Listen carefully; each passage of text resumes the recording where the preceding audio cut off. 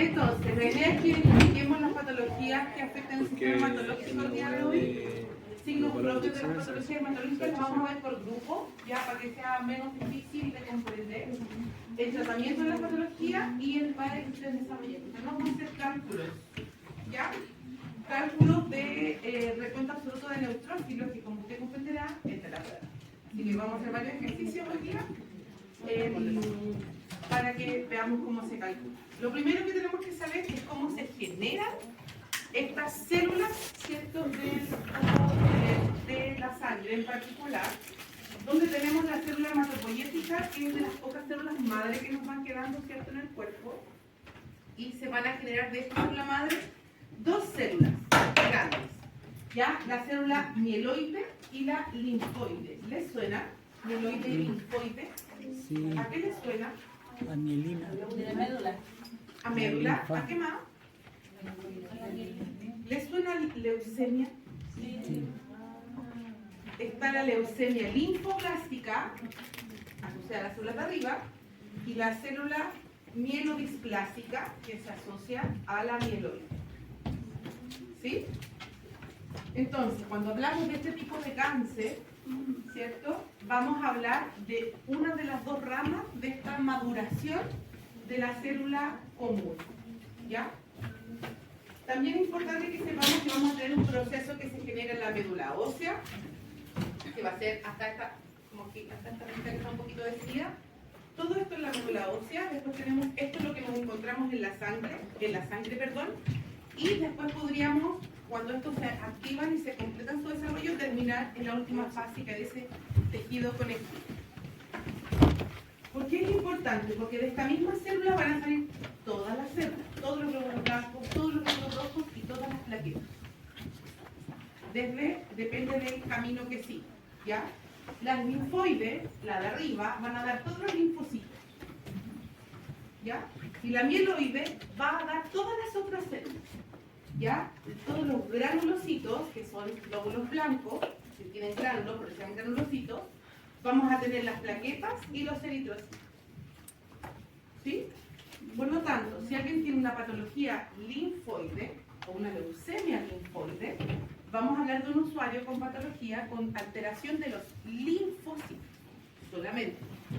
Sin embargo, si tengo una leucemia mieloide o mielodisplásica, voy a tener de glóbulos blancos, de plaquetas y de glóbulos rojos. ¿Sí? Por lo tanto, la mirada y el abordaje que tienen que tener estos dos tipos de usuarios, oncológicos en particular, va a depender de la biopsia y cuál de los dos tipos de alteración oncológica que tengan. ¿Se entiende? ¿Sí?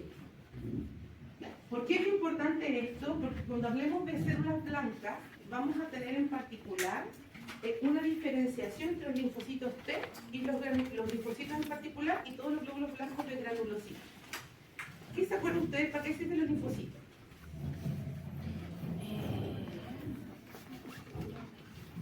Nadie se acuerda de nada. ¿Algo? Una como comunicadores. ¿Como comunicadores? Sí. ¿Ya? ¿Por ahí va? ¿Qué más? Como memoria. Sí, Recordaban. efectivamente. Ahí está la memoria inmunológica. Bien. La memoria inmunológica está en los linfocitos, ¿ya?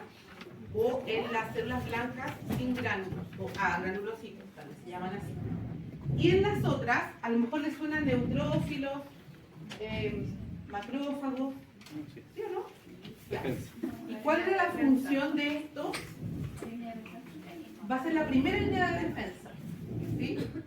Cuando hablamos de los macrófagos, ¿se acuerdan? El proceso inflamatorio, toda esa vuelta, los eosinófilos. Y también vamos a ver que cuando uno tiene una infección viral, va a aumentar un tipo de glóbulos blancos, y cuando uno tiene una infección bacteriana, va a aumentar otro tipo de glóbulos blancos. ¿Ya? Y cuando hablemos de patologías plaquetarias, ya vamos a ver que las plaquetas vienen de una célula que se llama megacariocitos. ¿Se acuerdan de esto? De fisiología. ¿No? Ya, hay que echar una miradita para poder entender lo que pasa y ver qué hacemos con estos usuarios. Y después, ¿cierto? Tenemos la célula de los eritrocitos que terminamos en el glóbulo rojo anucleado, ¿cierto? ¿Se acuerdan de eso? ¿Sí se acuerdan? ¿No tenía núcleo? Ya, perfecto. Para que tuviera esta proteína que va a generar después, ¿cierto?, la hemoglobina en particular. Y aquí tenemos los componentes de la sangre. Y eso también es importante que usted lo conozca, ¿cierto? El mayor componente de la sangre va a ser plasma, cerca de un 55%. Y el otro 45% van a ser nuestros elementos figurados. ¿Sí? Ahora, ese 55% va a ser agua, electrolitos, ¿cierto? ¿Qué más? Proteínas. ¿Qué otra cosa? Una albúmina como proteína. ¿Qué otra cosa se les ocurre? Nutrientes. Y gases, ¿bueno? Porque también hay gases que no están dentro del glóbulo rojo. Eso también lo manejan, ¿sí? Acuérdense que hay oxígeno y CO2 que se mueve tanto dentro del glóbulo rojo como diluido en sangre. ¿Sí? Por eso muchas veces las personas que saturan 100% y están con disnea, pero con oxígeno, se sienten mejor. Porque tenemos cantidad de oxígeno diluido en sangre, no necesariamente adherido a la hemoglobina. ¿Ya? Y después tenemos, ¿cierto?, en proporción la cantidad de células de los elementos figurados son mucho más los glóbulos rojos que todos los otros. ¿Ya? Y los valores normales que ustedes a esta altura suya ya se los manejan, al revés y al derecho. Sí, a esta altura ya.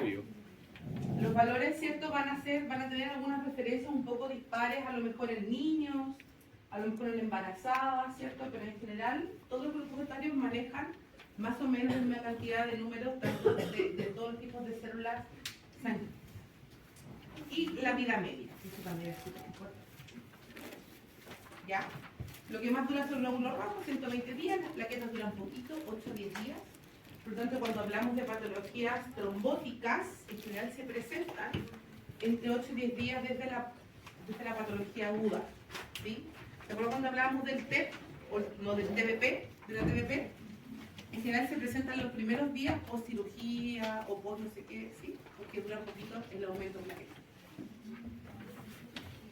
Y aquí tenemos, ¿cierto?, el índice eritrocitario primario, los valores del hematocrito y de la hemoglobina y los eritrocitos. ¿Ya? Eso ustedes también los manejan. Sin embargo, vamos a empezar a hablar ahora de otros valores que son los secundarios. Fíjense, BCM, HCM, CHCM. Yo sé que ustedes lo ven en el hemograma y por aquí pasó. Nunca supe qué era, pasó de largo, ¿cierto? Ok, y nos dan cosas, nos dan elementos importantes a determinar dentro de cómo una persona está. Tenemos la BCM, que se llama velocidad de corpuscular media. Le puse abajo porque dice 80 a 100 FL. Esa es la unidad. La unidad se llama femtolitros. ¿Ya? Ese es el nombre. Por eso dice FL. ¿Ya?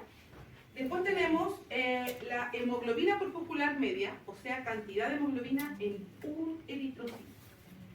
Eso es lo que me mide.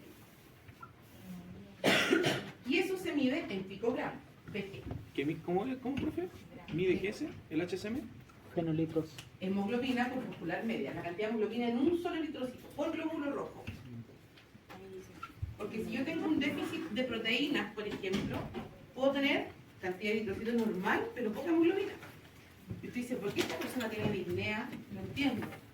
Si está saturando 99. ¿Por qué tiene poca hemoglobina para transportar? ¿Se entiende? ¿Sí? Y después tenemos el HCHCM, que es la concentración de hemoglobina corpuscular media, pero se asocia a destrucción de glóbulos rojos. Vamos a verlo más adelante. En la siguiente diapositiva lo vemos a profundizar. Y vamos a tener una relación entre la hemoglobina, el hematocrito y el recuento de glóbulos rojos con estos tres números. ¿Ya? ¿Qué significa? Que entre el recuento de glóbulos rojos y la hemoglobina, el valor que me los junta en el fondo va a ser el HCM, que era la hemoglobina en un solo eritrocito. ¿Sí? La relación entre ellos dos va a ser que por cada eritrocito, glóbulo rojo que yo tenga, voy a tener una cantidad de hemoglobina asociada. ¿Se entiende? Esa es la relación. Después tenemos el recuento de glóbulos rojos con el hematocrito, la BCM. ¿sí? Que era BCM, vamos para acá a mirar, ¿cierto? Y es la velocidad corpuscular media, o sea, el porte. Eritrocitos chiquititos, grandecitos, ¿cierto? Y después tenemos el CHCM, que era la concentración de hemoglobina, ¿cierto? Asociado a destrucción, que está asociado con la hemoglobina y el hematocrit. O sea, ¿tengo cantidad de glóbulos rojos? Sí, ¿no? Y ahí veo yo si hay hemoglobina disponible. ¿Ya? ¿Dudas? ¿No? Y aquí tengo de nuevo los mismos nombres, pero más profundizados, porque esto es lo nuevo al final de esto. Tenemos, ¿cierto?, el volumen corpuscular medio. Aquí está CDM y acá está BCM, es lo mismo, ¿ya? Por si acaso. Les va a cambiar este momento.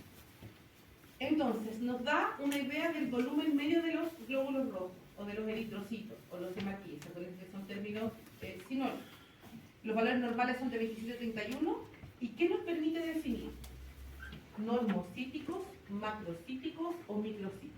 O sea, tengo el tamaño normal del glóbulo rojo, está más grande o más pequeño. Y esto es súper importante para determinar o manejar anemias, por ejemplo. ¿Sí? Porque será lo mismo tener glóbulos rojos pequeñitos que grandes o normales. No es lo mismo, ¿cierto? Glóbulos rojos más grandes, ¿cuál será el problema que me pueden traer? ¿Qué se les ocurre? Trombosis, sí, ¿por qué? ¿Qué pasará con el flujo sanguíneo si tengo glóbulos rojos más grandes? Se lentece, ¿cierto? Entonces puede haber éstasis y presencia de trombos asociados a eso, o coágulos. ¿Ya? Entonces, súper importante, por ejemplo, si usted está buscando en un usuario con patología trombótica, ver el tamaño de sus glóbulos rojos, a lo mejor eso está afectando. ¿Ya? Después tenemos la hemoglobina corpuscular media, que es cuánta hemoglobina tengo en un glóbulo rojo, ¿cierto? Eso es importante para determinar si era capaz de movilizar la cantidad de oxígeno que la persona necesita. Y los valores normales van a ser 27-31. Y la concentración corpuscular media de hemoglobina, dijimos que era la concentración de hemoglobina por glóbulo rojo. Y vamos a hablar de normocrómicos, hipocrómicos e hipercrómicos. O sea, ¿tiene cantidad normal, tiene poca o tiene alta de hemoglobina? ¿Qué usuarios creen que deben ser hipercrómicos? Basal. De entrada, hipercrómicos.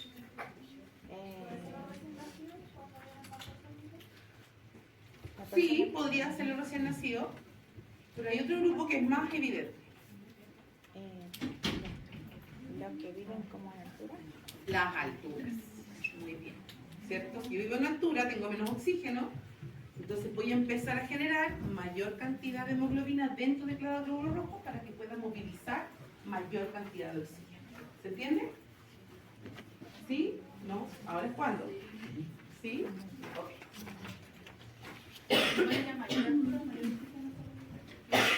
Hay menos presión, ¿sí? Entonces si hay menos presión me cuesta más llenar los aires, los pulmones de aire, y segundo tengo menos concentración de oxígeno. Acuérdense que el oxígeno se mide a una atmósfera. Acuérdense eso. Una atmósfera. Ya.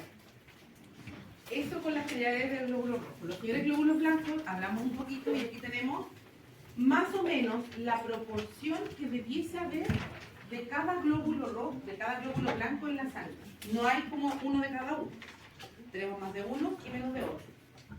Fíjense que lo que yo más debiese tener en mi vida, de la cantidad que tengo, son la cantidad de neutrófilos. La cantidad de neutrófilos en general son en más del 50 al 60%. Una gran proporción de glóbulos blancos son neutrófilos. Pero es tan importante cuando hablamos, y vamos a hablar más adelante, del cálculo de la RAL. ¿Ya?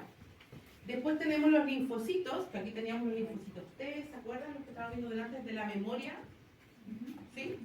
Y esos son la segunda proporción, entre un 25 y un 33% dependiendo de la persona. Y los otros ya son puros poquitos. Fíjense. ¿Se acuerdan de dónde venían los macrófagos? ¿De cuál de las células venían los macrófagos?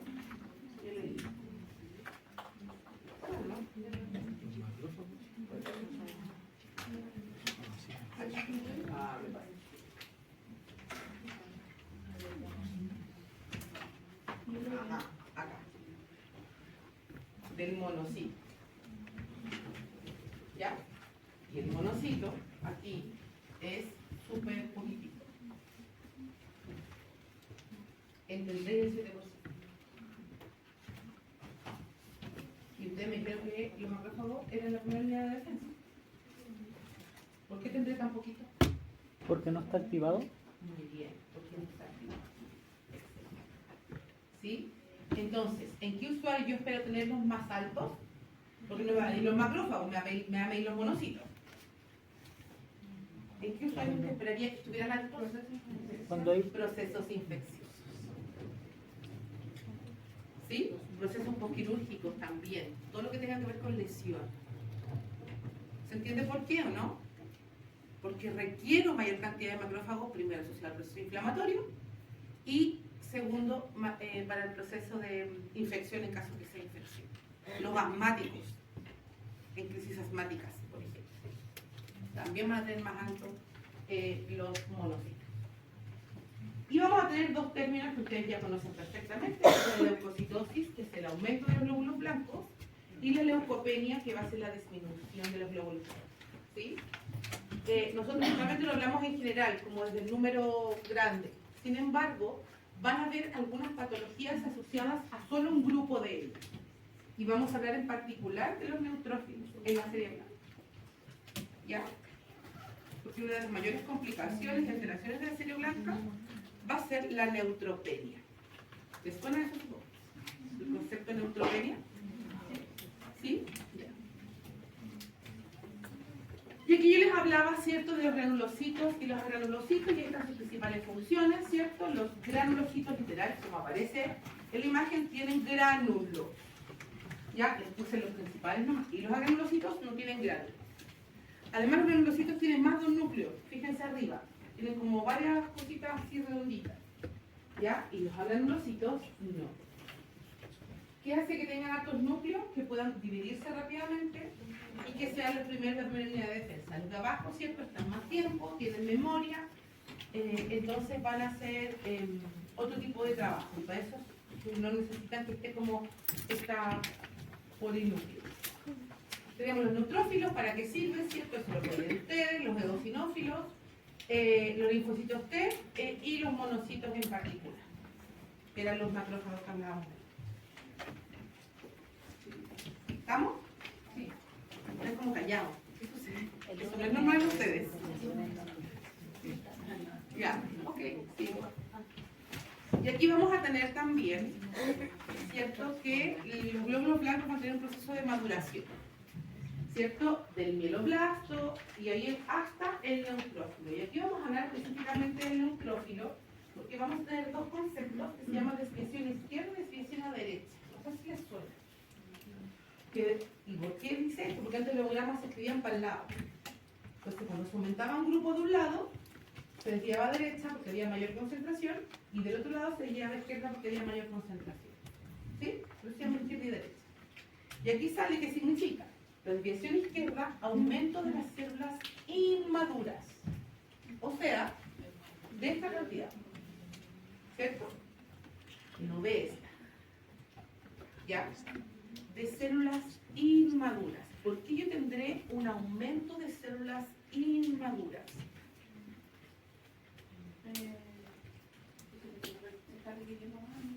Se está requiriendo más, lo que decía el compañero, ¿cierto? Estoy activando el sistema. Y el proceso de maduración no se logra, entonces el cuerpo empieza a mandar para afuera rápidamente los glóbulos blancos que tiene disponible, ¿cierto? Que no están maduros. Entonces, eso va a generar que cuando se observa en el hemograma, ¿cierto?, usted ve cosas, dice células inmaduras. ¿Ya? Y en los peores casos, ¿cierto?, en el frotis, que es la parte de abajo donde se describen las presencias de alteraciones, van a ver ustedes o leer algo que dice presencia de plastos. Presencia de plastos significa esto, o sea, la célula así no.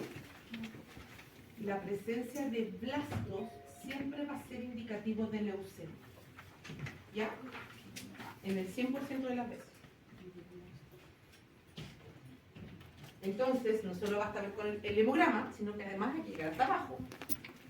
Y abajo. ¿Por qué les digo esto? Porque una vez yo tuve una pacientita joven que se tenía que operar de apendicitis, una apendicitis pasando a peritonía. Y yo veo el hemograma, esperando mientras estaba el pabellón, y decía blasto, abajo. Y yo, Es que estoy viendo algo aquí como por examen pero el resultado sale distinto a como lo hospitales. ¿qué cosa? O sea, que quiero sale como porcentaje. Sí, pues acá se lo puse en porcentaje.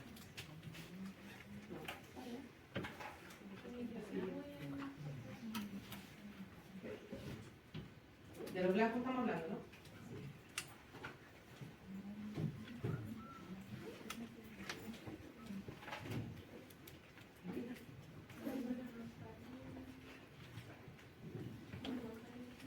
Sale distinto porque algunos salen separados.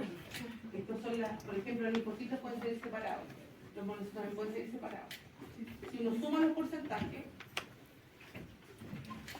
aparece la suma AGT.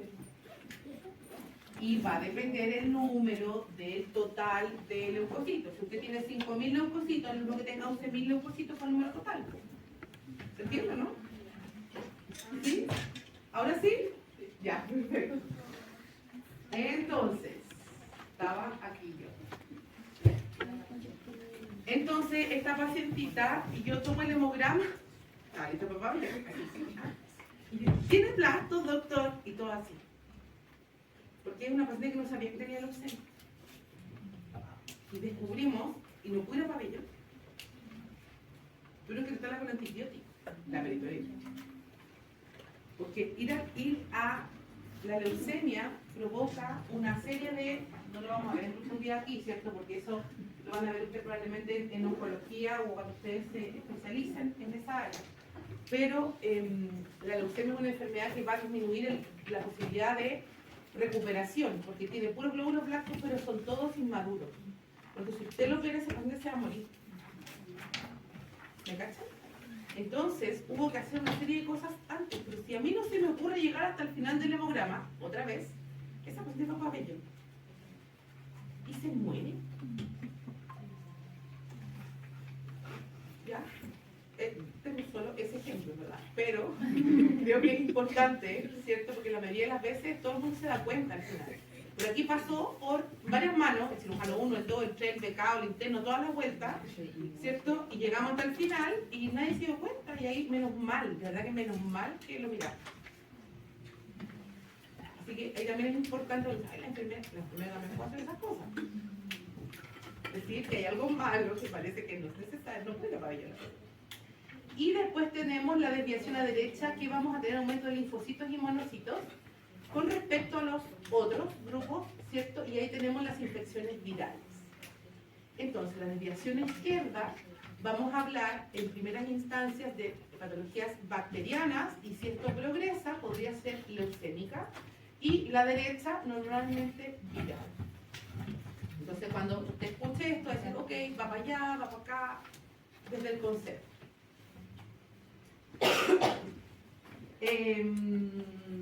Y tenemos ahí, ¿cierto?, alguna explicación desde la desviación izquierda que se asocia a cualquier proceso inflamatorio donde los neutrofilos salen de la médula ósea rápidamente para poder activar. Si usted tiene una crisis alérgica, por ejemplo, un shock anafiláctico, va a estar lleno de ese organismo duro. Pero los que tenemos la leucemia, ¿entiendes? Estamos asociados al cuadro inflamatorio agudo, que después de eso progresa y desaparece. Por eso hablábamos también que la vida media de glóbulos blancos no está definida, porque va a depender de cuánto se utilicen y cuánto van a estar en sangre. ¿Ya? ¿Sí? Yo le estoy hablando en chino. ¿Un poquito en chino? Ya. Perdón. Ya, ahora vamos a entrar de lleno a los eritrocitos. Estas son cosas que manejan porque han escuchado más. Los glóbulos blancos es algo medio como que no se profundiza generalmente. Entonces, estos son los eritrocitos, se van a denominar normalmente por déficit anemia, ¿cierto? Las anemias van a tener distintas causas. ¿Qué va a ser la anemia? Va a ser la disminución de la cantidad de glóbulos rojos circulares, ¿cierto? O sea, usted toma Si tomamos muestras de sangre vamos a tener una disminución ¿en qué cosa? ¿En qué número? En la hemoglobina y el hematocrito. Sin embargo, ya sabemos que la hemoglobina, si bien está de la mano, no puede ser no tan proporcional, porque puede tener más o menos hemoglobina dependiendo de la cantidad que tiene cada eritrocito, ¿cierto? ¿Sí? Si no, cuando hablamos del HCM al principio, que la cantidad de hemoglobina por hematí, podría tener alguna diferencia. Eso es todo.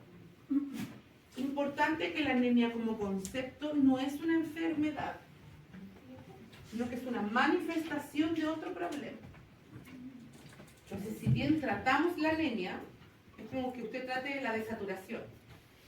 Le pone oxígeno, el problema no es ese. ¿Sí o no? Es la neumonía, es el EPOC, no sé, el virus, lo que sea. El cigarro, claro. Ya, y aquí tenemos los valores normales, más o menos, ¿cierto?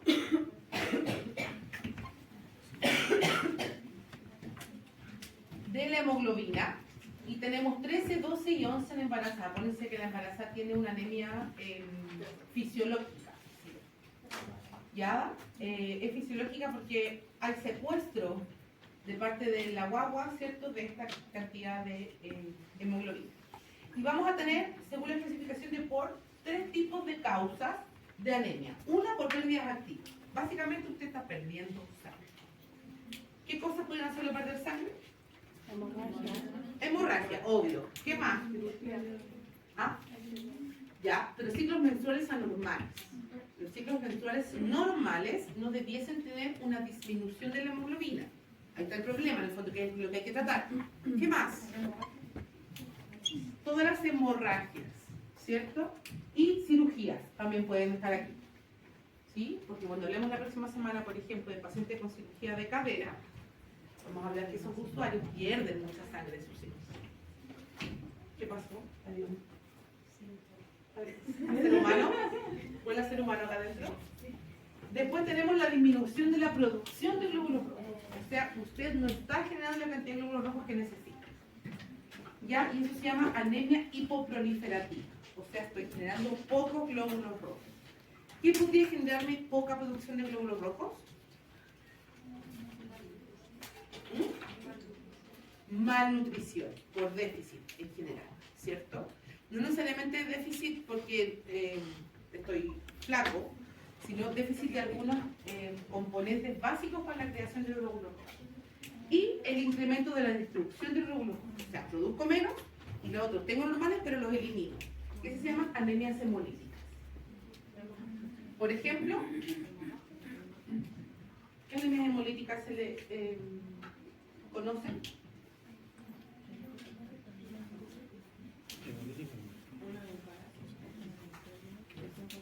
Sí, hay un parásito, sí. No, pero sí hay una. Pero más frecuente, en población pediátrica, por ejemplo, los niños recién nacidos. Los recién nacidos tienen fisiológicamente un proceso hemolítico asociado a su nacimiento, porque como están dentro de la guata están mucho más glóbulos rojos que cuando salen. Sin embargo, ¿ah? Efectivamente, cuando esto es demasiado, por ejemplo, niños macrosómicos, niños muy grandes, tienen mayor cantidad de glóbulos rojos de la gente normal o de las mujeres diabéticas, ¿cierto? Eso va a generar que eliminen más glóbulos rojos y se pongan amarillos. Eso se genera la ictericia hemolítica. Las transfusiones sanguíneas, si usted pone una transfusión que no corresponde a la del usuario, va a generar una anemia hemolítica. ¿Sí? Porque los glóbulos rojos se destruyen. Entendemos la diferencia entre los tres, ¿cierto? Los 3 tipos de anemias grandes que hay. Ya. Importante entonces, vamos a tener también la anemia crónica y la anemia aguda. Hay gente que vive con anemia, ¿sí? Y no es que hay que confundirlo, porque hay un proceso de adaptación a que los glóbulos rojos que tienen sean grandes o tengan más hemoglobina para poder responder a las necesidades fisiológicas de esa persona. Pues hay gente que vive con anemia, digamos que se siente bien, pero no que anda desmayado por la vida. Sin embargo, la pérdida brusca de volumen, por ejemplo, una hemorragia, claramente me va a hacer sentir mal porque no tengo posibilidad de compensar esa pérdida. ¿Se entiende? ¿Sí? La anemia crónica tenemos, por ejemplo, la deficiencia de hierro, los sangrados lentos pero crónicos, por ejemplo, algunas enfermedades inflamatorias intestinales, ¿cierto? ¿Ah?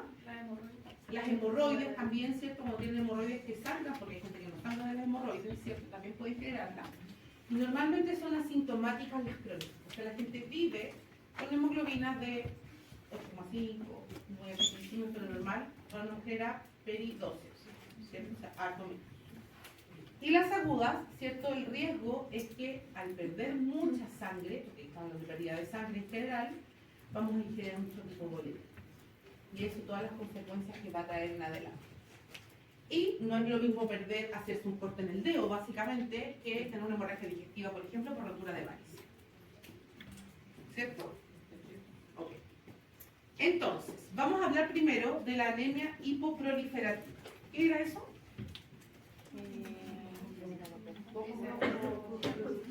Poca producción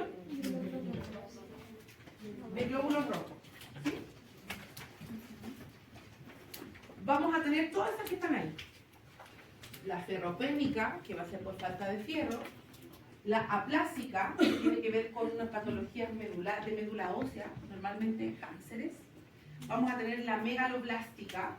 La megaloblástica vamos a tener deficiencia de vitamina B12 y de ácido fólico. Fíjense que la vitamina B12 tenemos los vegetarianos. No sé si hay vegetarianos aquí en el curso. ¿Usted? ¿Alguien más? ¿Y se hace chequeos frecuentes? Sí, pero no tengo bien.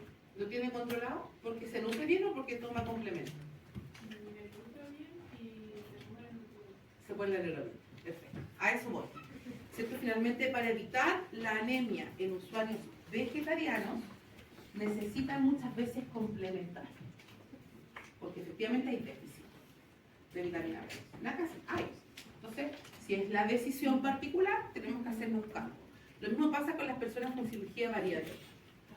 Las personas con cirugías bariátricas, ¿cierto? Ya sea bypass o manga gástrica, disminuye la absorción de este tipo de vitaminas y pueden generar anemias, ¿cierto? Megaloblásticas o ferropénicas, dependiendo de lo que está generando el problema. Porque las dos cosas dejan de absorber. ¿Ya? Tenemos también la anemia por enfermedades crónicas, por ejemplo, la enfermedad renal. Ustedes van a ver que todos los usuarios con patología renal crónica, etapa 3 en adelante, 1 y 2 no, pero 3 en adelante, van a tener anemia. ¿Por qué? Porque no generan eritropoyetina. ¿Y para qué es la eritropoyetina? Para la producción de glóbulos. ¿Cierto? Creo que la megaloblástica, ¿cómo lo hacen para ver si es por B12 o a lo mejor el Es que la enfermedad de Crohn tiene, son algunos ejemplos, ¿sí? La enfermedad de Crohn tiene un cuadro clínico súper evidente. El Crohn se asocia a dolor abdominal, distensión, hemorragias digestivas, ¿cierto? Intermitentes, sangramiento, ¿cierto? Y vamos en colonoscopia. Normalmente, ¿qué se hace? Primero un examen de sangre, que es lo más fácil. Si tenemos déficit de B12, tanto remedio. Ahora, si se suple la B12 y continúa la anemia, tenemos que seguir buscando causas. ¿Sí? Pero en general, ese es el manejo. Y el tratamiento inicial, normalmente para todas las anemias, son 3 meses. Y recontrol. Y vemos si va mejorando. ¿Ya? la anemia por enfermedad crónica se puede revertir como cosa de la enfermedad renal. No, es difícil, no, es muy difícil. O sea, lo que hacemos es optimizar todos los nutrientes para la producción de glóbulos rojos. Pero, o sea, se puede administrar eritropoyetina endovenosa, pero es intermitente. O sea, me funciona y después sigo con la enfermedad renal. Ese es el problema. ¿Sí? Sí, aún pueden aumentar. Ya, ¿dudas hasta aquí? No, vamos con la ferropénica entonces. La más común, la más habitual, ¿cierto? Que es la disminución de la producción de eritrocitos por falta de hierro. Y la más frecuente es insuficiencia de hierro en la dieta. ¿Qué cosas tienen hierro? Cosas verdes. Hojas verdes. Ah, todas las hojas verdes. Es más la espinaca. ¿Qué más tiene fierro? Sí, pero no tanto la betarraga. La quinoa igual me parece que tiene ¿Ah? harto. La quinoa me parece que tiene harto. Sí, tiene harto fierro la quinoa también. Las legumbres. Más que todo las lentejas. Sí. y todas las carnes rojas. Por eso los vegetarianos muchas veces tienen déficit porque dejan de consumir carnes rojas. Y aquí tenemos la panita, ¿cierto? El hígado, que muchas veces se receta en pacientes con anemia ferropénica que coman panita para que puedan subir rápidamente los niveles. Nadie dice que es rico, pero en general aumenta mucho más rápido que con tratamientos farmacológicos. De la nada, puro ojo. Otra opción de anemia ferropénica también es que yo tenga las demandas aumentadas. O sea, requiera mayor cantidad de glóbulos rojos. Por ejemplo, ¿quién será? La embarazada. Por eso muchas veces a las embarazadas se suple con fierro, porque tiene mayor cantidad de demanda de glóbulos rojos, no está más, pues tiene una criatura creciendo adentro. Entonces se les deja fierro de base. ¿Sí? Después tenemos la ferropenia, que va a ser la causa más común y frecuente de anemia, ¿cierto? Y fíjense que el 20% de las mujeres tiene anemia ferropénica asociado a pérdidas menstruales abundantes. Y ahí va el poco conocimiento también. Un ciclo menstrual habitual tiene una cantidad de días más o menos asociados, una cantidad de... Porque no es lo mismo a lo mejor menstruar 15 días puras gotas que 5 días hemorragia, ¿cierto? Entonces por eso también es importante la salud menstrual, que las mujeres sepan qué está pasando. A veces hay pólipos endometriales y cosas que hacen sangramiento continuo, por ejemplo, que tampoco es normal. ¿Ya? El 50% de las embarazadas tienen anemia ferropénica. Y aquí lo que se toma es la ferritina. Ese es el examen que se toma. ¿Alguien sabe algún cuidado de la toma de ese examen? ¿Cómo se llama? Ferritina. ¿No consumir las cosas normales? No.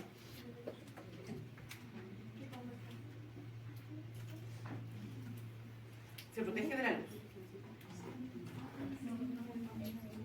Va con papelito, ¿cierto? Se protege de la luz. Imagínense que el fierro se oxida. Háganse ese. Entonces, para evitar que se oxide, no es lo que pasa, pero en el fondo, para que se acuerden, se protege de la luz. Y eso es súper importante en la toma de enfermeros, porque si no puedo echar a perder la muestra. ¿Ya?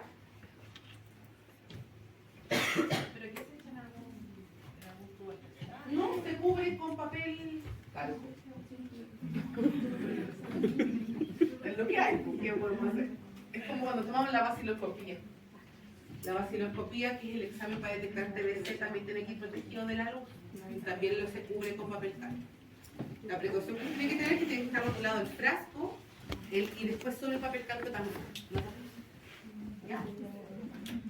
Anemia hemolítica, ahora, ¿cierto? Era la destrucción de los glóbulos rojos, ¿cierto?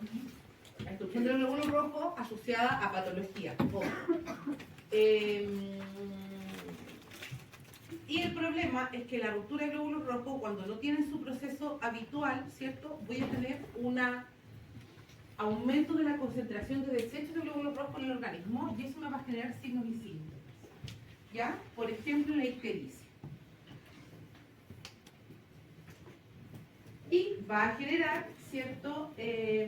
Vamos a tener ahí, ¿cierto? Los tipos, los nombres de patologías heredadas, genéticas, la esclerositosis hereditaria, la talasemia y anemia de células falciformes. Esta en Chile no se da nada, pero en Centroamérica y en África la mayoría tiene anemia falciforme. Se cree que hay un componente ahí de un gen particular, que por eso en Chile no se da mucho, pero hemos visto cada vez más ante la presencia de extranjeros. ¿Ya? Y las anemias hemolíticas adquiridas, o sea, que me dé sin tener la patología genética, ¿cierto? Fármacos, sustancias químicas, toxinas, venenos, infecciones y algunas alteraciones asociadas a patologías. Por ejemplo, uso de válvulas cardíacas mecánicas. Ustedes saben que cuando me recambian una válvula del corazón hay dos tipos. Una que es mecánica, básicamente, no sé, un fierro, por así decirlo, ¿cierto? Y otras que son biológicas, que son de chancho, de cartera. ¿Sí? Las personas con válvulas mecánicas requieren, no biológicas, uso de anticoagulación. ¿Por qué? Esta válvula, como es mecánica, va a tener mayor riesgo de que se adhieran plaquetas. Es literal básicamente como un fierro, una placa metálica, ¿cierto?, que está haciendo de válvula. Entonces, este movimiento, como es como tieso, por así decirlo, va a generar que las glóbulos rojos se rompan. ¿Sí? En vez de que pasen como cualquier órgano normal, ¿cierto? Estas válvulas mecánicas pueden generar una ruptura de glóbulos rojos y corregir una anemia. ¿Ya? La CID, ¿saben qué es la CID? Coagulación intravascular diseminada, ¿ya? Es una enfermedad donde se va a generar una presencia de trombo generalizada asociada a cuadros graves, gravísimos, ¿ya? Estamos hablando de pacientes graves, de UCI, sépticos, el COVID dio harto de esto, donde se genera coágulo en todos lados. Y eso va a generar, ¿cierto?, una ruptura de glóbulos rojos de pasada. El púrpura trombocitopénico idiopático o el PTI también, ¿cierto?, va a generar ruptura de glóbulos. ¿Ya? ¿Qué valoramos? ¿Qué tenemos que mirar en un paciente con anemia? Primero, ¿en cuánto tiempo logró la anemia? ¿Cierto? ¿Se demoró un mes? ¿Se demoró, no sé, un balazo? ¿Sí? ¿Cuánto se demoró en tener la anemia? Porque eso me va a repercutir hemodinámicamente. Vamos a ver si esto es crónico, sobre todo por déficit de nutrientes, requerimientos metabólicos del individuo. A lo mejor, por ejemplo, si tengo una anemia ferropénica, yo le puedo dar fierro para que tome, pues la verdad es que no necesito endovenoso, por ejemplo. Sobre todo en presencia de muchos síntomas. Si usted no tiene glóbulos rojos, ¿cómo se va a sentir? Cansado. ¿Qué más? Hipóxico. Imagínense si los... Bien. Cansado. ¿Qué más? Asténico. Pálido. Asténico. Disneico. Taquicardia. ¿Qué más? Estamos hablando de la hemorragia y todo el mundo se da cuenta, está hablando de estos crónicos en el fondo. Podría presentarse anosis en etapas avanzadas, ¿cierto? El diente capilar no va a estar enlentecido si no tengo una pérdida de volumen. Letárgico, somnoliento, muchas veces son los que se quedan dormidos en todos lados, por ejemplo. ¿Sí? No asociado a otra causa, por supuesto. Y los trastornos que estén asociados a este usuario no es lo mismo que sea un paciente añoso, que un paciente joven, una mujer embarazada, ¿cierto? Todos esos requerimientos van a depender del usuario. Y ahí están, ¿cierto?, algunas de las cosas que vemos, fíjense las uñas descamadas. Es un signo que uno no pesca mucho, pero habla de hipoxia. ¿Ya? Piel pálida, ¿cierto? Vértigo, ya en etapas más avanzadas, ¿cierto? Compromiso de conciencia, síncope y trastornos digestivos también. ¿Por qué voy a generar anorexia, náuseas y posible estreñimiento? ¿Qué se les ocurre? ¿Qué pasa con el peristaltismo? Está enlentecido. ¿Por qué? ¿Qué tengo? Poco oxígeno. Como tengo poco oxígeno, me enlentezco, todo se enlentece. Por lo tanto, va a haber mayor estreñimiento porque el movimiento va a ser menor, ¿cierto? Va a haber náuseas y anorexia porque tengo el tubo digestivo ocupado. Como todo está más lento, me da menos. ¿Ya? Importante entonces desde los exámenes diagnósticos, hematocrito y hemoglobina, por supuesto, el DECTE, ¿cierto? El DECTE. Hemograma para ver glóbulo rojo. ¿Por qué el hemograma? Porque el hemograma me va a dar la BCM, la HCM, la CHCM, no solo hemoglobina y la hematocrit, ¿cierto? Necesito todos los datos. El frotis me va a ver si son grandes, pequeños, ¿cierto?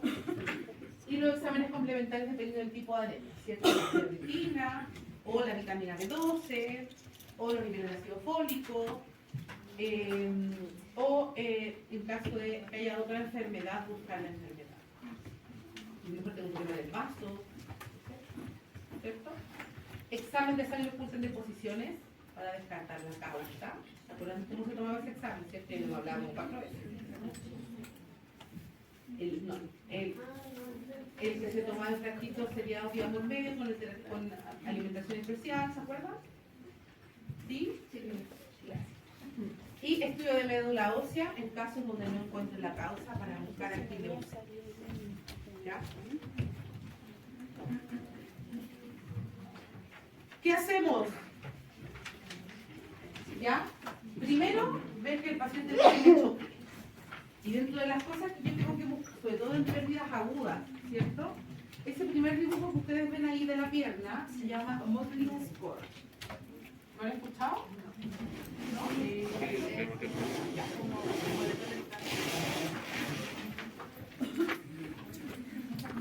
El Mottling Score es hipoperfusión distal. ¿Ya? Lo vimos, y yo sé que lo comentamos, pero lo voy a seguir viendo porque esto es súper importante. ¿Ven manchas moradas que se fijan alrededor de la piel? ¿La ven o no? Y en esta está más grande. La cantidad de Mottling Score, o sea, cuanto más grande sea esta, en fondo, piel marmórea, va a determinar la gravedad de los cuadros. Índice de mortalidad. Efectivamente, índice de mortalidad. Mientras más Mottling Score, más riesgo de muerte tiene el usuario. Y así como aparece desde el centro hacia afuera, desaparece de afuera hacia adentro. ¿Ya? Y esto habla de signos de shock. Este paciente está choqueado, nada más que preguntar. ¿Sí? Y lo otro que es súper importante es detener la hemorragia, porque el shock se va a dar solo en pérdidas agudas, no va a ser en pérdidas crónicas. Raro que yo me choquee si llevo 6 meses perdiendo sangre continuamente. ¿Cierto? Entonces, de nivel intrahospitalario, vamos a hacer controles hospitales constantes. ¿Cada cuánto debería usted un paciente? No lo quiero, hacémoslo de sala. Un paciente de sala. Cada 2 horas. Cada 4. Por lo menos cada 4. ¿Ya? Monitorización constante de puntas solo en aquellos usuarios que están con pérdidas activas en servicios más críticos. Contener la hemorragia, importante, ¿cierto? Cuando hablamos de las varices esofágicas, hay que contenerla y solucionar el problema. Instalación de vías venosas de grueso calibre. Y aquí sí. ¿Ya? ¿Por qué? Probablemente va a requerir transfusión. Y ahí una buena transfusión está una vía lo más gruesa posible. ¿Se puede transfundir con vía chica? Sí. Pero en general me dura más tiempo y pierdo parte de la transfusión. ¿Ya? Valorar las pérdidas, ¿cierto? ¿Cuánto perdió? Tomar exámenes, que ya lo comentamos, es importante en estos usuarios con anemias agudas, sobre todo, de las pruebas de coagulación. Porque tiene además trastorno de coagulación fácil de sangrar.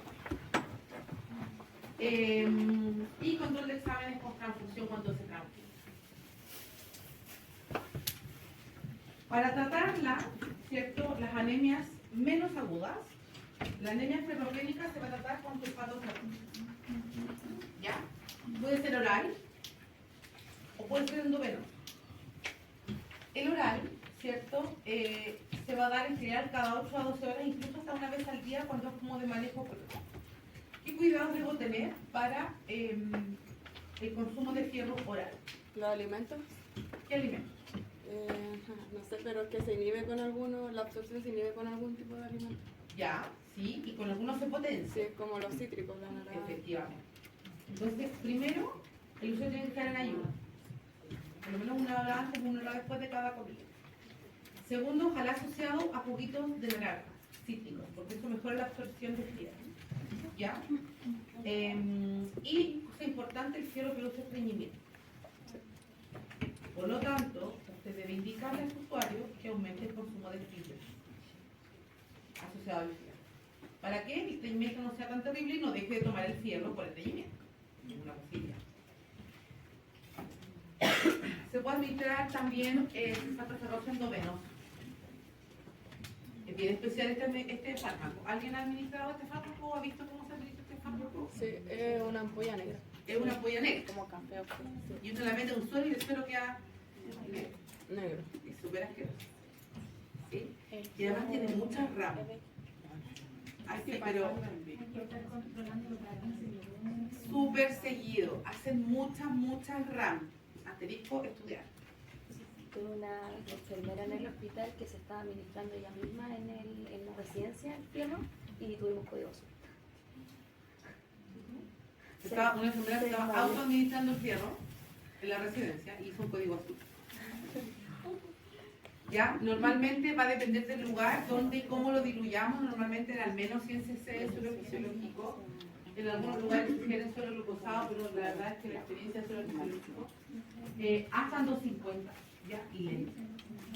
Lento, por lo menos 1 hora, 2 horas, dependiendo de la carga que necesite, hasta 4 horas máximo, porque después se oxida y lo perdemos. En Vic. Claro, una opción también puede ser a goteo, usted sabe contar gotas, o con microgoteo, dependiendo. Ya lo que tenga disponible, porque no siempre tenemos bombas disponibles para poder todos los usuarios con carga de fosfato. Anemia por ácido fólico, y aquí es dar ácido fólico. Nada que hacer. El ácido fólico es bien buena onda, no genera ninguna RAM y no requiere nada en especial de su administración. Una mejor absorción solamente, ¿cierto? Comerlo alejado de las comidas, pero puede ser un comida y no pasa nada. Y tenemos también la anemia por déficit de B12, y aquí es ponerse la neurobiota. O complejo B, digamos, para que no sea solo la neurobiota que pone. Ya, intramuscular, ¿cierto? Usted va a tener aquí todas las ofertas de una vez cada 3 días, una vez a la semana, una vez al mes, da lo mismo. Lo importante es que se la ponga. Yo en general recomiendo que sean más bien distanciadas, ¿sí? O cada 1 semana o cada 2 semanas, porque el déficit, esto es que sea una vez al año, pero esto usted no tiene que usar al menos 2 veces al año, para que tengan una periodicidad de presencia de B12. Porque así como crece la B12, se pierde la B12. Rápidamente. Importante, ¿cierto? La educación, como enfermero, esto estamos hablando del paciente ambulatorio con anemia, ¿cierto? Contarle qué significa, signos y síntomas de alarma, ¿cierto? Cómo se debiese empezar a sentir.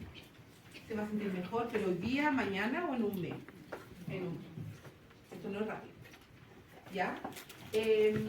Ojo con la alimentación, aumentar también desde la alimentación la cantidad de fierro.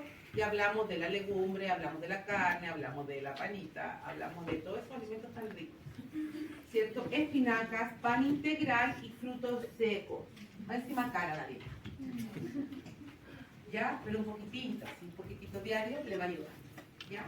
Y lo del fierro, que ya se lo comenté, ¿cierto? Y también hablar de que el fierro produce funciones negras.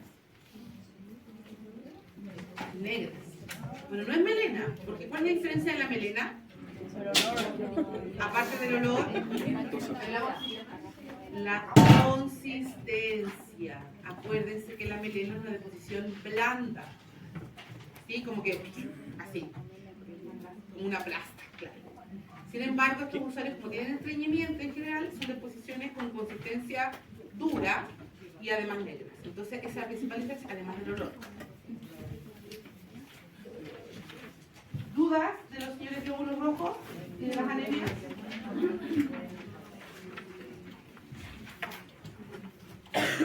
Harto, esta clase es larga. Y juro que lo hice lo más corto que pude. Ya, vamos con los leucocitos. ¿Ya? Que delante me miran con cara de chino, volvamos a los chinos. ¿Ya? Vamos a tener, ¿cierto?, la leucopenia, que va a ser el cuadro más grave, porque la leucocitosis sabemos que se puede dar asociado a distintas patologías. La leucopenia va a ser el cuadro más grave asociado a estas enfermedades. Y vamos a hablar de leucopenia dependiendo de la célula que estemos mirando. Vamos a hablar de leucopenia cuando los neutrófilos, o la neutropenia en particular, cuando los neutrófilos estén menor a 1000. Eso es neutropenia como concepto. La linfopenia va a ser cuando los linfocitos estén menor a 1000. Los monocitopenias, los monocitos menor a 100, y la eosinopenia menor a 50. ¿Ya? Pueden ser leucopenias de un solo grupo. ¿Se acuerdan que les decía adelante? No necesariamente generalizadas. De un solo grupo. ¿Cuál es la que nos preocupa a nosotros? Es la neutropenia, que es de la que vamos a hablar. ¿Ya? ¿Qué va a generar neutropenia, chiquillos? 50-60% de cantidad de células blancas, la quimioterapia. Es la más frecuente causa de generación de neutropenia. ¿Y por qué es importante? Porque nosotros vamos a tener pacientes hospitalizados con neutropenia. ¿Sí? También la radioterapia, las leucemias, los linfomas, la neoplasia, fíjense, casi todo avanza oncológico. la anemia aplásica, otras enfermedades hereditarias, etcétera, etcétera, etcétera. ¿Ya? Importante que si yo tengo pocos neutrófilos, ¿qué tengo poco entonces? Segunda diapositiva. Sistema inmune. Sistema inmune. Si tengo poco sistema inmune, ¿cuál es el problema?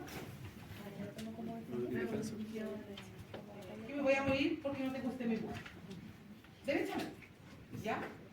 Entonces me voy a infectar y esto va a generar que yo tenga, y por eso se hospitalizan muchas veces, no todas, las neutropenias no todas se hospitalizan, pero muchas veces sí se hospitalizan y va a depender de la gravedad de ellas. ¿Cuál es la gravedad? Ahí está la clasificación, ¿cierto? Vamos a tener las neutropenias leves, las moderadas, las graves y las muy graves. ¿Profesora no lo voy a aprender? Sí, lo tiene que aprender. ¿Ya? Porque ¿qué le voy a pedir yo? Que me calcule un RAN y me determine cómo está. Eso es lo que voy a pedir. Interprete el resultado de su cálculo. ¿Cómo se hace? Voy para allá. Voy para allá. ¿Ya? Y probablemente qué medidas implementaría en ese caso. Esa también sería una buena pregunta. ¿Ya? Entonces, tenemos. Voy a encontrar mis plumones primero.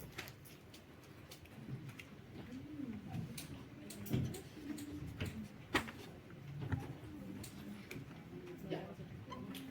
La neutropenia más grave va a ser la neutropenia febril, que se le han escuchado de nombre al menos, ¿cierto? La neutropenia febril va a ser un cuadro de usuario con neutropenia y además con fiebre. ¿Qué significa ese dúo mortal? ¿Qué se les ocurre? Que tengo bajo sistema inmune y aparte tengo un proceso de infección. Que estoy infectado y que no tengo sistema inmunológico para tratar. Por lo tanto, siempre es una muy mala dupla. Y estos siempre se hospitalizan. Las neutropenias febriles se hospitalizan todas. Es como más común en pacientes con cáncer. Es mucho más frecuente en pacientes oncológicos, sí.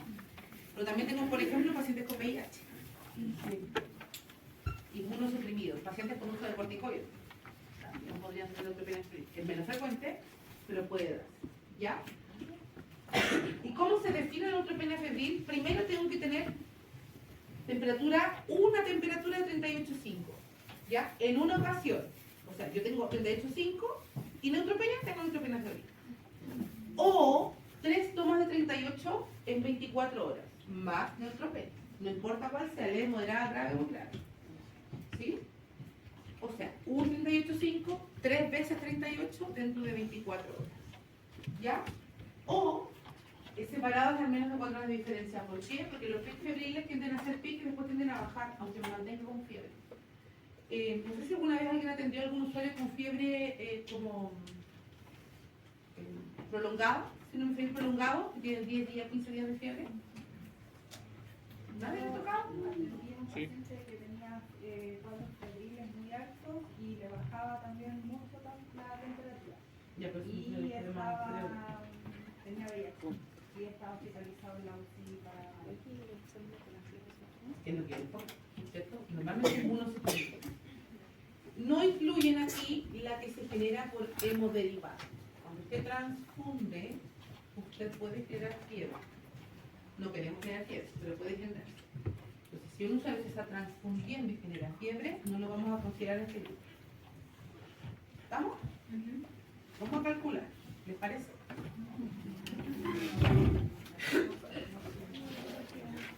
Vamos a calcular. ¿Cómo una vamos a calcular este semestre? Ya. Verán los datos, ¿cierto? Voy a hacer solo 2 y los otros ustedes los van a hacer en su casa y los vamos a conversar la próxima semana. No. ¿Ya? ¿Qué sucede? Voy a pasar lo mismo que la primera guía de la primera prueba. Que nadie hizo y que le fue mal con eso. No, algunas hicieron. Ya. Tengo un hematocrito del primer usuario de 45%. Leucocitos. Vamos a tratar de leer lo que hay aquí. 55. 5.500. Y 30% de neutrófilos. ¿Tiene fiebre? No. Y sin fiebre. ¿Ya? Entonces, el hematocrito, ¿cómo está? Normal. ¿Tiene anemia? No. Ok. leucocitos cómo están? 5.500, normal. Sí. Ok. El porcentaje de neutrófilos, ¿cuánto era? ¿Se acuerdan? Entre 50 y 60. Por lo tanto, ¿cómo estará? Bajo. Por lo tanto, ¿tengo neutropenia? Sí. Lo voy a poner entre, así como, ¿ya? Para asegurar. ¿Cómo yo calculo qué tipo de neutropenia tiene este usuario?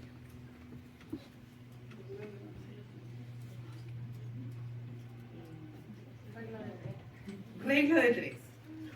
Mi regla de 3 va a ser mi total de leucocitos,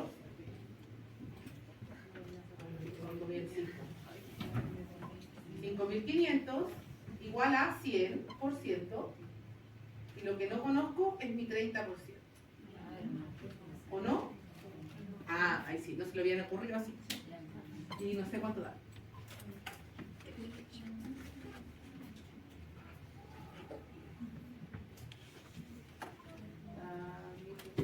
¿Mil? ¿Mil cuánto? 650. Ya. ¿Tienen neutropenia? ¿Se fijan o no? Porque es importante sacar el número. Ese resultado es el recuento absoluto del neutrófilo, o RAN. RAN. R-A-N. RAN. Esto es la RAN.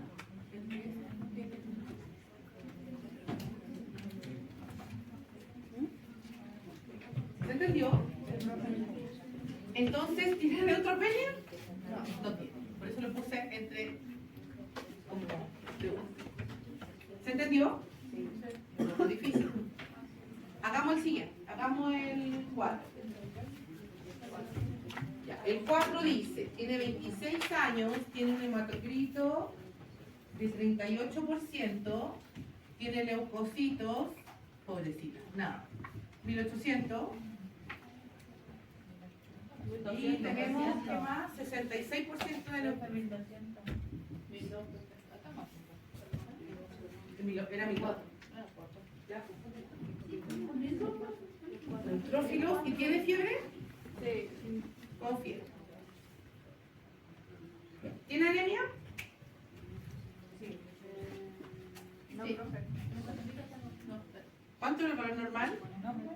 El otro de 42. En mujer. De 36 a 47, 47. Está normal. Los leucocitos, Tan bajo. ¿cómo se llama eso? Leucopenia. Porque tienen que ser mayores a 5.000, ¿cierto? Sí. Neutrófilos. ¿Cuánta cantidad de neutrófilos tengo? Regla de 3. Vamos otra vez. Tengo 1.200 igual a 100% y 66% X. ¿Cuánto me da? 792. ¿Cómo está? Moderada, aquí, ¿cierto? Entonces, ¿cómo la definiría? Tiene una La moderada. neutropenia, ¿febril o no febril? Febril. Febril moderada. ¿Se entendió? Pero que tenga fiebre o no tenga fiebre no incide en nada en el cálculo, ¿no? No, en nada, solo, Solo en la la expresión. interpretación.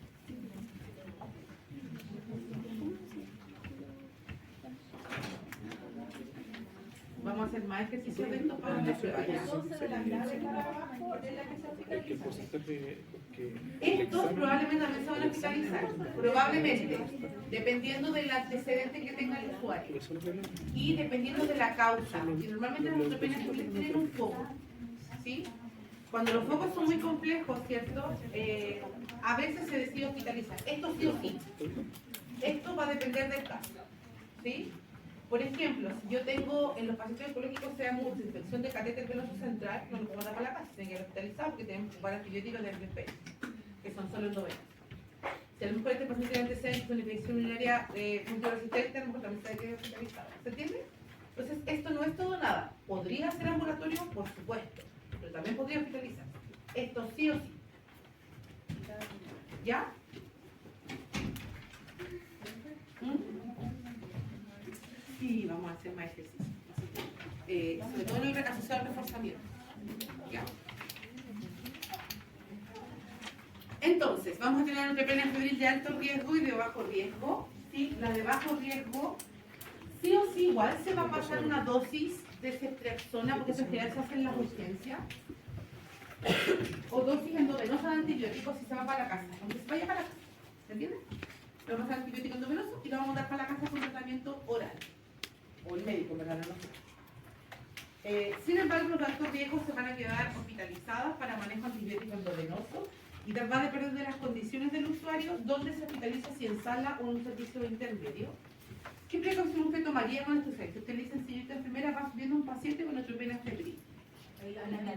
¿Qué tipo de aislamiento? Protector. Protector. ¿Dónde lo acostamos? ¿En qué tipo de cama? Sola.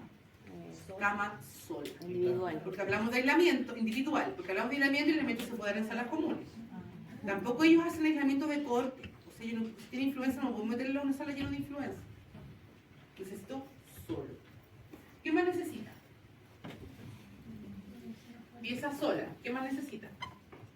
De todas las neutropenias severas. ¿Qué tipo de precaución le va a dejar entonces? ¿Cómo se llama? Contacto y aire. Por lo tanto, ¿qué más necesita? ¿Qué tipo de habitación? Con presión negativa, con 2 puertas, de preferencia, ¿sí? Estoy hablando de lo que necesita un paciente con neutropenia severa. Estoy hablando de lo muy grave en el fondo, las demás abajo. Porque si no se le va a morir, en serio se le va a morir. ¿Ya? En general, cuando los hospitales tienen servicios oncológicos, se derivan a los servicios oncológicos, si no, a las salas que tengan, ojalá, filtro EPA, ¿cierto? Y todo lo que los usuarios requieren para evitar cualquier tipo de contaminación. No pueden entrar a los servicios que hay presencia de clostridium. Pero en ese caso las visitas también quedan Gracias. Así es. Una caseta. Y las visitas que entran con precaución. Con las mascarillas, con las pecheras, con toda la cosa. Y además, en estos usuarios vamos a tener otro tipo de precauciones. ¿Qué pasa con la alimentación de estos pacientes? Todo cocido. Usted debe asegurarse que no puede comer nada crudo. Si se va para la casa, tampoco se puede comer nada crudo en la casa. Ni pescado frito. No, frito sí, porque está frito. Pero no podría comer sushi. Al menos mientras tenga, bueno, si quieren que el paciente se muera, no se lo diga. Po. Pero yo le recomiendo que se lo diga. El ceviche, a no ser que lo cosa y después lo prepare, pero tiene cebolla cruda, así que no puede comer. Nada crudo. ¿Ya? Tampoco, también se suspende todo lo ultraprocesado. No vienesas, no quesos, tampoco maduros, porque pueden tener listeria. ¿Ya? Entonces, se requiere que durante este periodo, hasta que recupere la cantidad de neutrófilos óptima, no pasa nada, de verdad que ellos lo van a hacer. Es importante que se lo digan. Y otra cosa, que si este usuario se va a transfundir, tiene que tener una precaución con la transfusión. ¿La hidratación? No. La transfusión, fuera de todos los cuidados de la transfusión, tiene que ir irradiada. No se habían escuchado ese término. Y eso va en la solicitud, ¿cierto? Cuando el médico hace la solicitud, ellos definen que estas transfusiones vayan irradiadas. ¿Qué significa eso? Que se les pasa antes de la administración una radiación especial para que mate cualquier microorganismo que no haya sido detectado con anterioridad. ¿Sí? O sea, realmente requieren un cuidado súper, ¿cómo decirlo? Como delicado de su condición. Entonces, manejo clínico, señora enfermera, que usted se va a dejar este paciente hospitalizado. Van a tener, ¿cierto?, la combinación antibiótica que están viendo aquí, cefepime o ceftazidima, o cefalosporina en caso que tenga pseudomonas más amicacina, o cloxa con banco dependiendo de la condición del usuario y cuál es la causa o el foco de la fiebre. Porque una de las cosas más importantes que usted debe encontrar en estos usuarios con neutropenia febril es por qué tienen fiebre. Y le van a pedir a estos usuarios Vancurdi. ¿Cuál es lo que es pan cultivo? Cultivar todo lo que se pueda cultivar. Muestras de orina, vía aérea, ¿cierto? Y en vía aérea pueden todos los test virales, también se van a pedir en este usuario, radiografía, hemocultivo, incluso una punción lumbar. En caso que todo lo anterior no empiece a salir negativo, si tiene catéter, hablamos de paciente oncológico, solamente va a tener su catéter, un cultivo de catéter. O sea, lo que es cultivado entero, lesiones, todo lo que tenga, se lo revisan enteritos para ver qué está generando el problema en el usuario. ¿Ya? Las precauciones adicionales que ya comentaron muy bien, ¿cierto? Estrictos, chiquillos, aquí de verdad pónganse pesados. El que está con tos no entra a ver ese paciente. El que se la pone a patalear, no importa, usted lo cambia al personal que está enfermo. No entra a ver ese paciente. ¿Ya? Aunque es que tengo mascarilla, no entra a ver ese paciente. No. Todas las neutropenias, las cosas clínicas, o sea, buscar. ¿Le duele la garganta? Perfecto, es la garganta. El estreptococo también le pueden pedir a estos usuarios que tiene el paciente. ¿Por qué está confiado? Porque hay que atacarlo, porque no tiene defensas en este momento. Todos los exámenes que a usted se le ocurran, el coprocultivo también, sobre todo asociado a cuadros diarreicos, también vamos a buscar causas, porque no es lo mismo una causa viral que una causa bacteriana de la neutropenia. Y el manejo de la terapia antibiótica, estos usuarios van a estar con mezcla antibiótica, así que cuidado ahí con las vías venosas, porque tampoco podemos ocupar el catéter. El catéter no se ocupa hasta que se descarta que no es el cuadro infeccioso. Entonces, además de igual la vía venosa a pacientes que no tienen vena, porque los pacientes de quimioterapia no tienen acceso vascular. Profe, yo el otro día les iba a preguntar sobre el examen para cultivar el catéter, es lo mismo que el otro toma de examen, no lleva algo más específico. Lleva hartas más cosas específicas. El cultivo de catéter se hace todo el aseo, como cualquier cultivo de catéter, va a depender de la cantidad de lúmenes que tenga el catéter, cómo se va a tomar. Y ahí van a ver,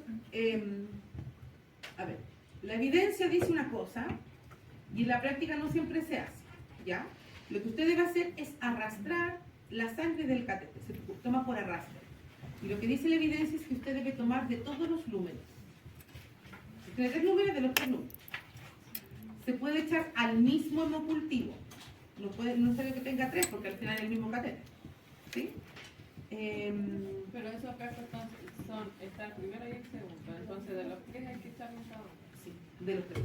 O los 4, o el lumen que tenga en el fondo todo. Pero es por arrastre. Y si sale positivo ese cultivo, el catéter se saca y se hace un cultivo de puntas de catéter. El médico saca el catéter, ¿cierto? Y la punta del catéter se corta y eso se manda a analizar para ver si hay microorganismos y qué microorganismo es. ¿Y eso se le sacan los 10 cc de sangre y se botan o eso van a quitar? A ver, ahí hay controversia porque en muchos lugares se sugiere que se ocupe la sangre que recién está saliendo. El problema es que es mucha. Porque si yo voy a ver, el hemocultivo aguanta hasta ¿cuánto cc de volumen del adulto? Hasta 20 cc. Y si yo empiezo a sacar los 3 lúmenes, me quedan 30. Pero si yo paso suero y después arrastro, saco la mayor cantidad de microorganismos. ¿Qué me dice la evidencia? Que debe ser de la primera toma. Con toda la técnica séptica que corresponde. Cuando esté toda la vuelta, ¿cierto? Con cambio, todas las cosas que usted ya conoce, ¿cierto? Pero de la primera toma. Ahora, insisto, usted va a ver que en centros no todos hacen lo mismo. Algunos hacen de un puro lumen, con limpiar y después sacar, ¿cierto? Pero la evidencia es lo que yo le estoy comentando. ¿Ya? ¿Dudas? Ya, ¿vamos a ver? Lo necesitamos.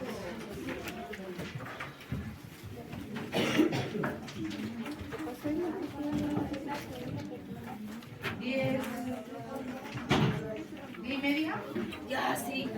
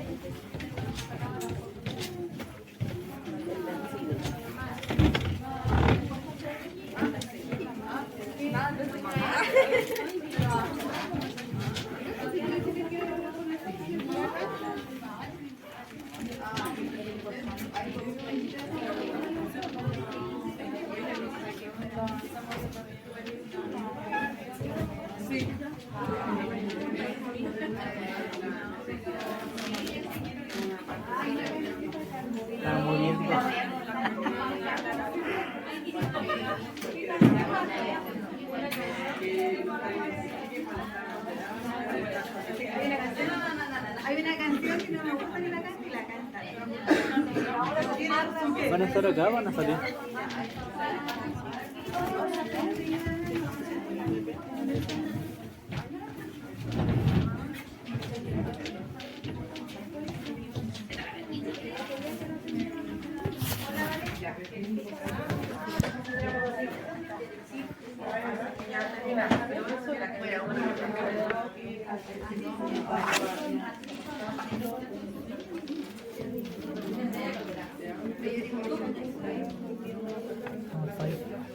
Búscalo.